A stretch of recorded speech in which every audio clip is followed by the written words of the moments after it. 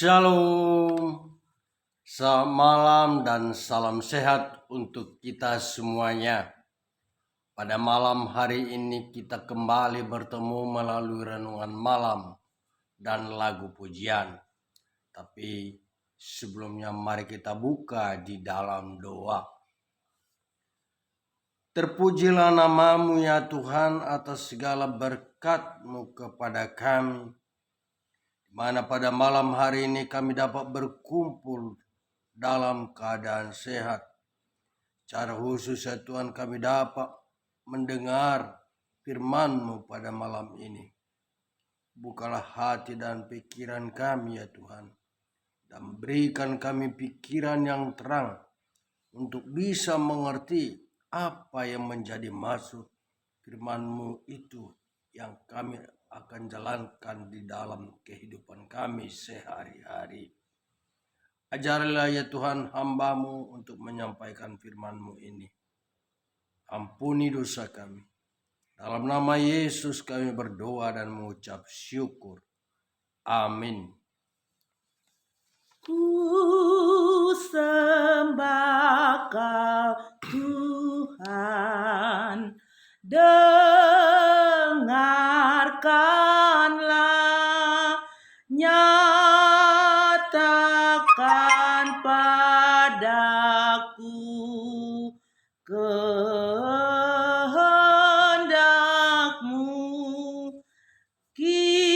Kiranya kasih-Ku bertambah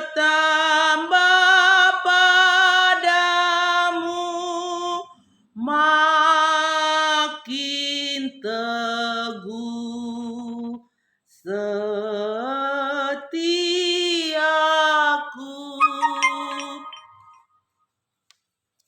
Yang menjadi firman renungan kita malam ini saya ambil dari Mazmur pasal 34 ayat 14 dan ayat 15. Demikian firman Tuhan. Jagalah lidahmu terhadap yang jahat dan bibirmu terhadap ucapan-ucapan yang menipu. Jauhilah yang jahat dan lakukanlah yang baik. Carilah perdamaian dan berusahalah mendapatkannya. Yang menjadi topik renungan kita malam ini adalah menikmati kehidupan yang baik. Saudaraku yang terkasih di dalam nama Tuhan, pada hakikatnya siapapun manusia yang hidup di dunia ini, ia selalu berusaha agar hidupnya selalu berkenan bagi orang lain dan dapat menjadi berkat bagi orang di sekitarnya. Namun yang menjadi pertanyaan saat ini adalah bagaimana cara kita sebagai umat Kristen dapat membentuk hidup dan kepribadian supaya hidup kita menjadi kesukaan bagi orang lain. Marilah kita lihat melalui renungan kita malam ini yang menjadi tips. Ada beberapa tips bagi kita untuk menikmati kehidupan yang baik sesuai dengan apa yang menjadi topik dari firman renungan kita malam ini. Yang pertama adalah menjaga lidah dan bibir. Hal pertama yang harus kita lakukan untuk menikmati yang baik selama hidup di dunia ini adalah menjaga lidah. Ini dapat kita lihat pada Amsal 21 ayat 23 dikatakan demikian. Siapa memelihara mulut dan lidahnya, memelihara diri daripada kesukaran. Ketika ada sesuatu yang membuat kita marah, tersinggung, difitnah, sebaiknya kita berdiam diri dan berdoa kepada Tuhan supaya kemarahan itu berlalu. Jangan sampai kita menyesal karena perkataan kita saat kita marah menyebabkan luka yang dalam pada orang lain yang mungkin dapat mempengaruhi kehidupan kita dan orang tersebut.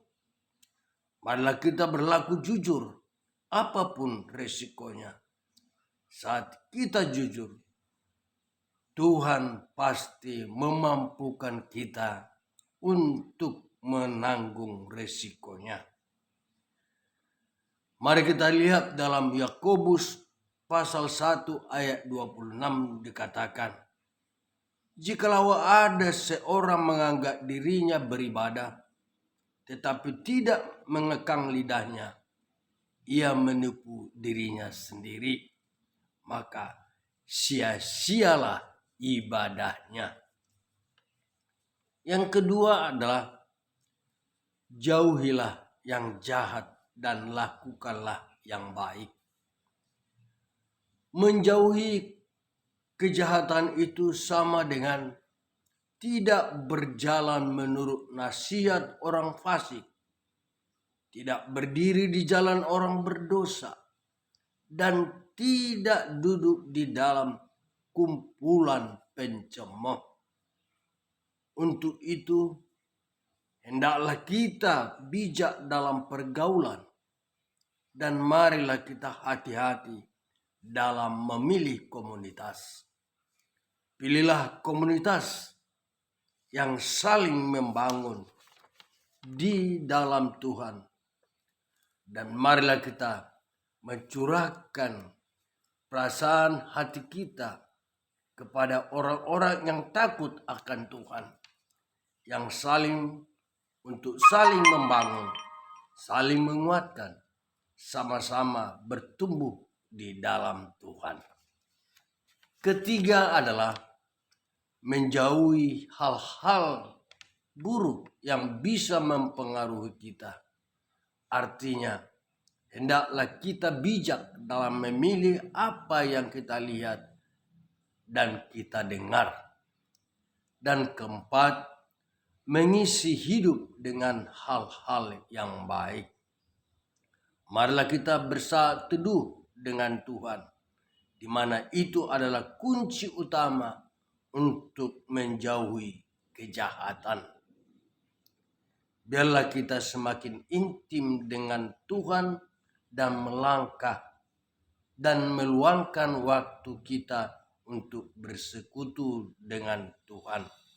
Malah kita berdoa, membaca firman Tuhan untuk mengisi hidup kita dengan hal-hal yang baik lewat mendengarkan khotbah ataupun renungan, menonton film yang menguatkan iman, dan membaca tulisan yang membangun rohani kita. Selain menjauhi kejahatan, kita juga harus melakukan yang baik, karena firman Tuhanlah yang jadi sumber kita dan pengetahuan yang baik yang harus kita lakukan, di mana Tuhan telah memberikan kita hati nurani untuk melakukan yang baik. Dan yang terakhir, kelima adalah carilah perdamaian dan berusahalah mendapatkannya. Dalam 1 Korintus 14 ayat 33 dikatakan demikian. Sebab Allah tidak menghendaki kekacauan, tetapi damai sejahtera. Marilah kita mengejar hal-hal yang mendatangkan damai sejahtera dan yang berguna untuk kita dalam saling membangun. Akhirnya saudaraku seiman, marilah kita terus berusaha dan belajar untuk hidup dalam kedamaian. Biarlah Tuhan yang adalah sumber dari damai sejahtera yang membangun kita untuk selalu hidup damai dengan yang lain. Sekali lagi, marilah kita membangun hidup kita untuk hidup damai dengan orang yang lain. Amin. Tuhan memberkati. Ku sembah Tuhan, tangihona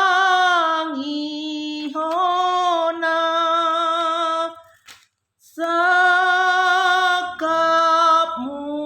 matok tong pasau tua lam ganda bainon mi holong